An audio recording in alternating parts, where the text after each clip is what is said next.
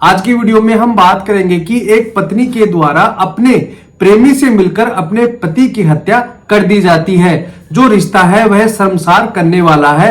अभी 22 दिसंबर 2023 को यह जजमेंट आया था। एडीजे 13 स्पेशल पोक्सो कोर्ट ने इसमें जजमेंट भी सुनाया है। साथ ही हम बात करेंगे कि पत्नी और उस प्रेमी में दोनों में क्या रिश्ता था। तो बने रहे वीडियो के अंत तक। मैं हेमंत सैनी एडवोकेट और आप देख रहे हैं हेमंत LLB लॉ। वीडियो अच्छा लगा तो प्लीज इसे लाइक करें। अगर आप मुझसे जुड़कर रहना चाहते हैं तो प्लीज चैनल को सब्सक्राइब जरूर करें और बेल आइकन को जरूर दबाएं। अगर आप मुझे फेसबुक पर देख रहे हैं तो प्लीज पेज को फॉलो जरूर करें। आपकी जानकारी के लिए बता दूं, जो मृतक था, जो पति था, उसका नाम धर्मेंद्र था। वह मिस्त्री का काम करता था और कानपुर में अपनी पत्नी और बच्चों को लेकर एक किराए के मकान में रहता था।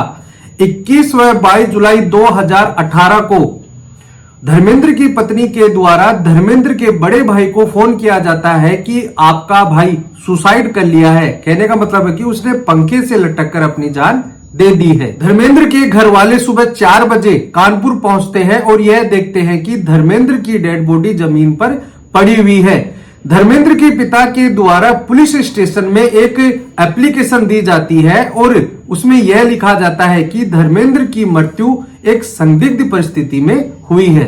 यह एप्लीकेशन FIR दर्ज करने के लिए नहीं थी, बल्कि यह एक प्राइमरी सूचना के रूप में दर्ज हो जाती है। लाश का पंचनामा होता है और बॉडी को पोस्टमार्टम के लिए भेज दिया जाता है। और जब पोस्टमार्टम होकर आता है तो सभी हैरान हो जाते हैं और यह पता चलता है कि जो धर्मेंद्र है उसकी मृत्यु लटकने से नहीं हुई, बल्कि उसकी मृत्यु गला दबाने से हुई है। अब ध्यान से सुनना। पोस्टमार्टम होने के बाद यह पता चलता है कि लटकने से धर्मेंद्र की मृत्यु नहीं हुई थी, बल्कि उसका गला दबाकर उसे पंखे से लटकाया गया था। उसके बाद धर्मेंद्र के पिता के द्वारा अपनी बहू यानी जो धर्मेंद्र की पत्नी थी इसके खिलाफ FIR दर्ज करवाई जाती है और इसके अलावा एक लड़के के खिलाफ भी FIR दर्ज करवाई जाती है। जो धर्मेंद्र की पत्नी थी उसकी बड़ी बहन का जो लड़का था वह धर्मेंद्र की पत्नी से 10 व 11 साल छोटा था। उसके खिलाफ भी FIR दर्ज करवाई जाती है और FIR दर्ज करवाने के बाद यह आरोप लगाया जाता है कि जो लड़का था, जो धर्मेंद्र की पत्नी की बड़ी बहन का लड़का था, वह धर्मेंद्र के साथ 1 महीने से उसके पास ही रह रहा था और यह नजदीकियां बढ़ने के कारण धर्मेंद्र की पत्नी और उस लड़के के बीच अवैध संबंध हो गए थे।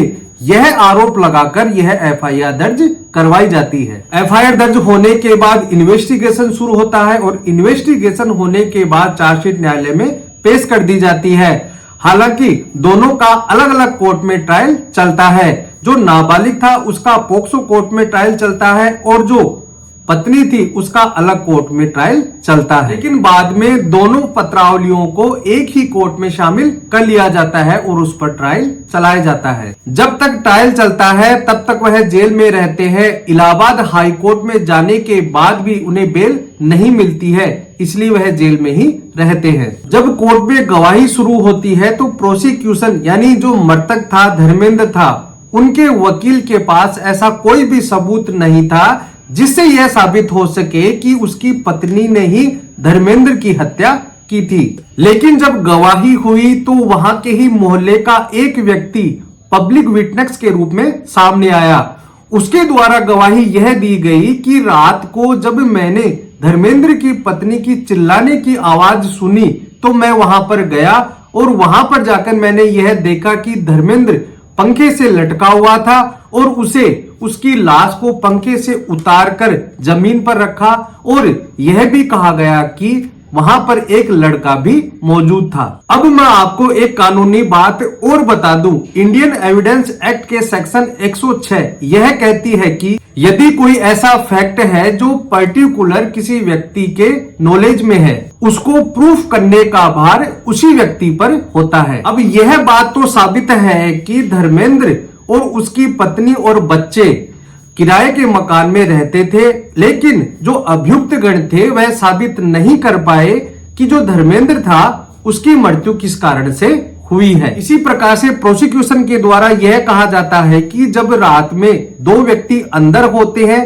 तो तीसरे व्यक्ति की मृत्यु किस प्रकार से हो जाती है। तो इंडियन एविडेंस एक्ट के सेक्शन 106 के तहत यह बताया गया है कि अभियुक्त गण को ही साबित करना था कि धर्मेंद्र की मृत्यु किस प्रकार से हुई है। अभियुक्त गण ने कहा कि धर्मेंद्र की मृत्यु पंखे पर लटकने से हुई है, लेकिन मेडिकल रिपोर्ट में यह साबित नहीं हो रहा है कि मृतक की मृत्यु पंखे से लटकने से हुई है। डॉक्टर ने अपनी गवाही में भी यह कहा है कि किसी हार्ड ऑब्जेक्ट से यानी किसी लकड़ी या सरिये से उसका गला दबाया गया है, बाद में उसे पंखे से लटकाया गया है। इसे ना तो किसी रस्सी से दबाया गया है, न ही किसी कपड़े से उसका गला दबाया गया है, बल्कि किसी हार्ड ऑब्जेक्ट से गला दबाया गया है और उसके बाद उसे पंखे से लटका दिया गया और उसे एक सुसाइड का मामला बनाने की कोशिश की जाती है। इस प्रकार से 8 गवाहों की गवाही होती है, दोनों पक्षों में बहस होती है और 22 दिसंबर 2023 को एडीजे 13 के द्वारा यह जजमेंट सुनाया गया है। कोर्ट के द्वारा यह माना जाता है कि धर्मेंद्र की पत्नी के द्वारा ही धर्मेंद्र का मर्डर किया जाता है, इसलिए उसे लाइफ इम्प्रिजनमेंट यानी आजीवन कारावास की सजा दी जाती है और वह लड़का जिसकी उम्र 16 वर्ष थी उसे 10 वर्ष की सजा दी जाती है। शुरू से लेकर अंत तक उन्हें कहीं पर भी जमानत नहीं मिली और वह अंत में जेल में ही थे। इस प्रकार से एक मर्डर के मामले को सुसाइड का मामला बताने की कोशिश की गई उन दोनों आरोपियों को, जिनमें से एक को आजीवन कारावास और एक को 10 वर्ष की सजा दी जाती है। तो दोस्तों आज के लिए इतना ही। वीडियो अच्छा लगा तो प्लीज इसे लाइक करें। अगर आप मुझसे जुड़कर रहना चाहते हैं तो प्लीज चैनल को सब्सक्राइब जरूर करें, ताकि ऐसे ही वीडियो मैं आपके लिए लाता रहूं। अगर आप मुझे फेसबुक पर देख रहे हैं तो प्लीज पेज को फॉलो जरूर करें, ताकि मैं आपसे ऐसे ही वीडियो लाता रहूं। धन्यवाद।